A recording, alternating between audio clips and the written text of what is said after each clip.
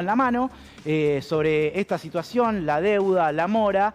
Lo que sí hizo el presidente de la Nación es agraviar y acusar de haberse robado 15.000 millones de dólares, me cuesta decirlo de forma seria, Mercedes, perdón, a la expresidenta del Banco Central, Mercedes Marcó del Pont, que está con nosotros acá. Mercedes, gracias por venir. Felicitaciones por el programa. Bueno, muchas gracias.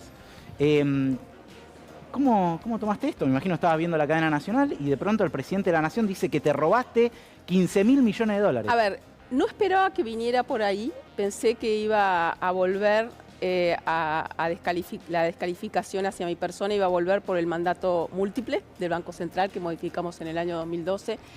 Yo creo que desde que empezó con esa seguidilla de descalificaciones, alguien le debe haber dicho, mirá que en Estados Unidos y en Israel los bancos centrales tienen mandatos duales o múltiples, que la mayoría, una gran parte de los bancos centrales tienen mandatos múltiples, entonces dejó eso de lado y arremetió con el tema de una de las cosas que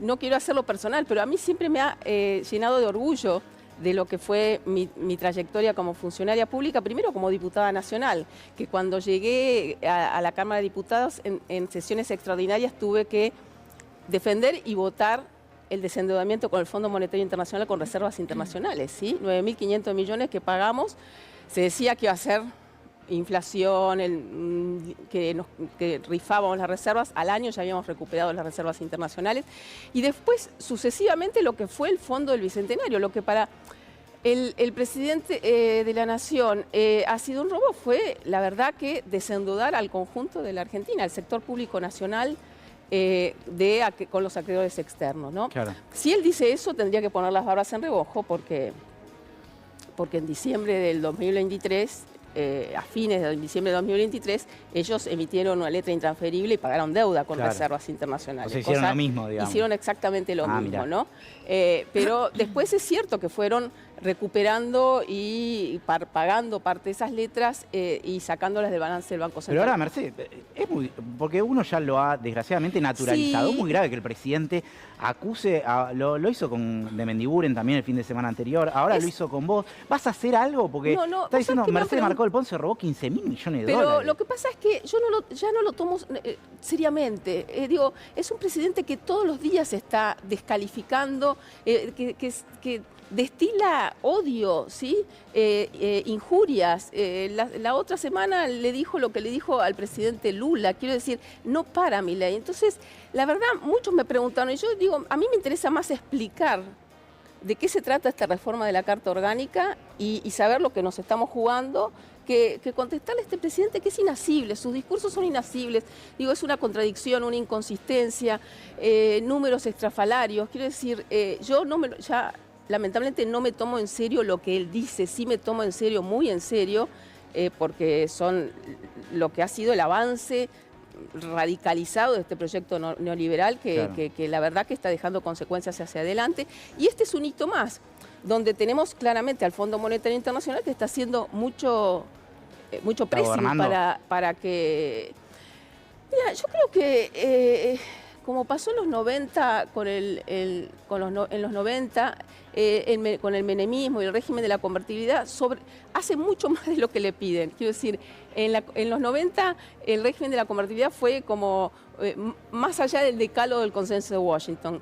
Este gobierno está haciendo muchas más cosas de lo que, digo, el RIGI no se lo pidió el Fondo Monetario, lo está haciendo y va a tener consecuencias muy graves. Esta ley de tierras que se va a tratar el día jueves no se la pidió el fondo, pero va a tener implicancias. Yo creo que es al servicio de qué intereses está funcionando este gobierno, ¿no? Vos hacías referencia como que no les importa, digo, el nivel de desinterés por lo que le pasa a las mayorías populares, a la mayoría... ¿Viste un poco lo que estábamos contando del tema de la mora? Mirá, sí, porque eso va a lo de la reforma de la Carta Orgánica, ¿no?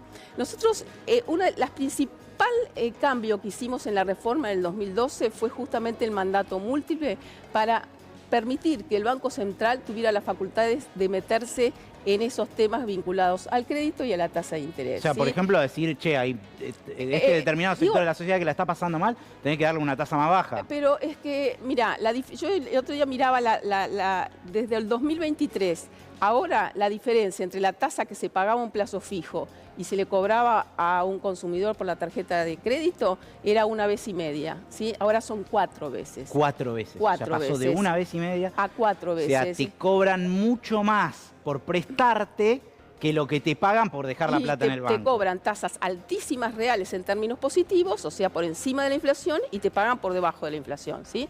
Porque Claro. te pagan el 20% como mucho y la inflación.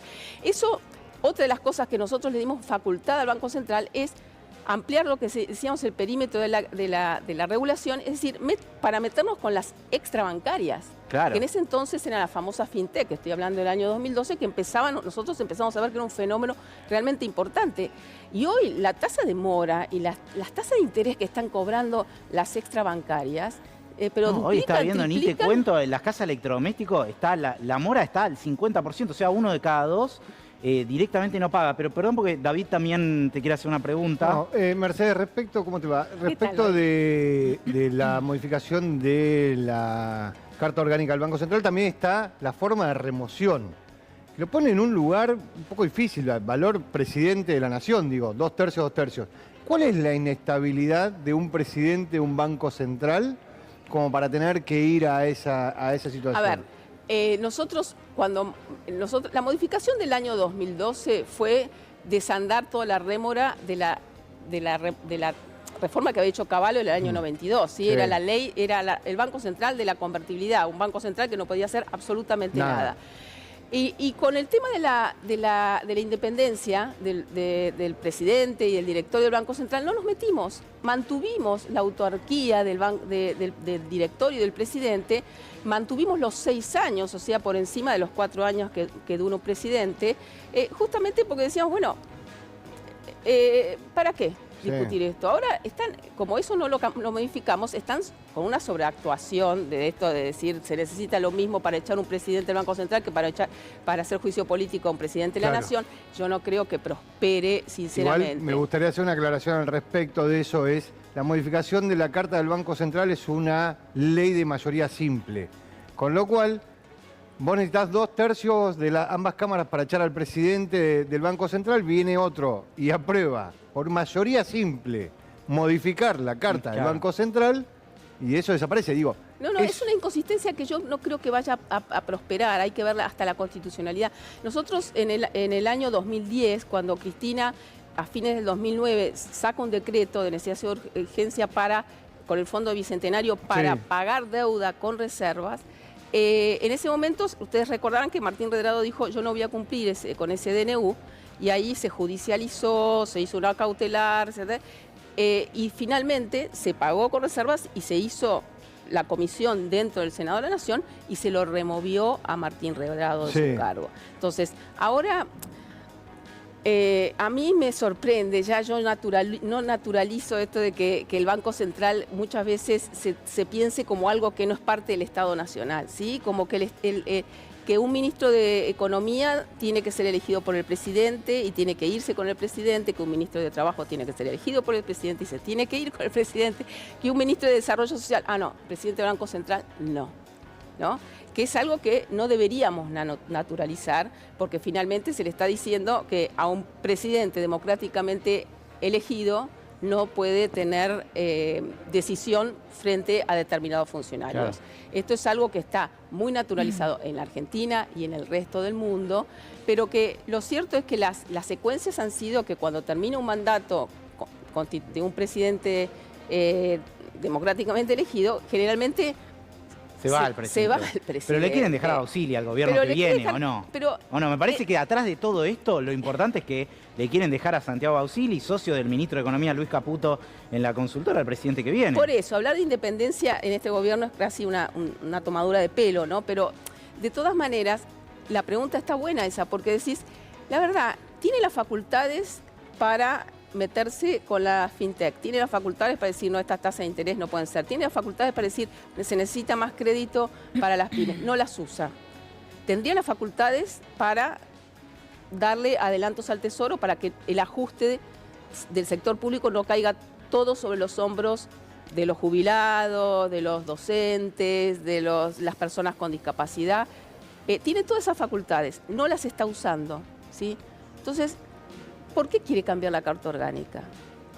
¿Sí? Esta es una que es parte de las herencias, ¿no? Como este blindaje que se quiere hacer. Una cuestión de relato también, Mercedes. Hay mucho de relato, pero en la obsesión que también tiene el Fondo Monetario Internacional de esto dejarlo hecho. El FMI déjamelo hecho. Esto déjamelo hecho. Pero el gobierno también no tiene nada para mostrar en materia económica en este momento. Está muy mal la situación. Pero ninguna de estas reformas le va a mejorar la situación de desempleo, de caída de ingresos, de desindustrialización, de retracción del consumo, ninguna de estas decisiones. Hacia adelante, uno podría decir, lo que está haciendo es condicionando eventualmente a un próximo gobierno que sí quiera utilizar todo el herramental de política que hoy, de política monetaria o de política fiscal, en este caso de política monetaria, financiera y crediticia, ¿no? Bueno, algunos dicen que este movimiento del gobierno trata de eliminar la volatilidad electoral del año que viene, como diciendo, quédense tranquilos que aunque yo pierda las elecciones,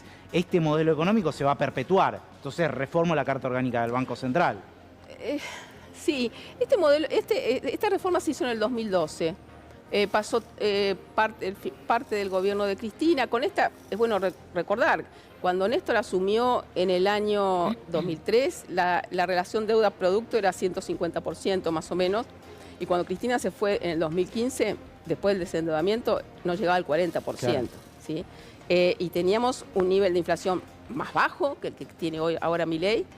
Y además habíamos utilizado parte de las reservas internacionales que no siempre se pueden usar. Quiero decir, si vos me preguntás, en cualquier circunstancia uno es dogmático decir, no, siempre hay que pagar deuda con reservas. No, se necesitan tener un nivel de espalda suficiente en el Banco Central para poder hacer ese uso.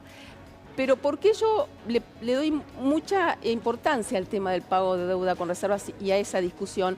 Porque de cara al futuro lo que sabemos es que vamos a tener muchos dólares de exportación y que realmente otro gobierno puede acumular reservas y volver a tener músculo de reservas internacionales. Claro. Entonces, ¿por qué no plantearnos cuando discutimos qué vamos a hacer con la deuda si no aparece también esa posibilidad? Claro. Ahora, te la quieren dejar vedada, ¿sí? Claro. Entonces, yo veo esta idea de dejar un poco la cancha marcada y también es cierto que en política, bueno, sería una lástima porque, insisto, son 14 años de continuidad de esta Carta Orgánica. Se usan las facultades, no te obliga o no se usan. Ahora, vamos a tener que modificarla. Un próximo gobierno de otro signo político va a tener que volver a modificarla. Mercedes, muchísimas gracias por venir a este primer programa. Y felicitaciones. Muchas gracias. Mercedes Marcó del Pont, expresidenta del Banco Central de la República Argentina. Tenemos una tanda muy breve, pero no se muevan.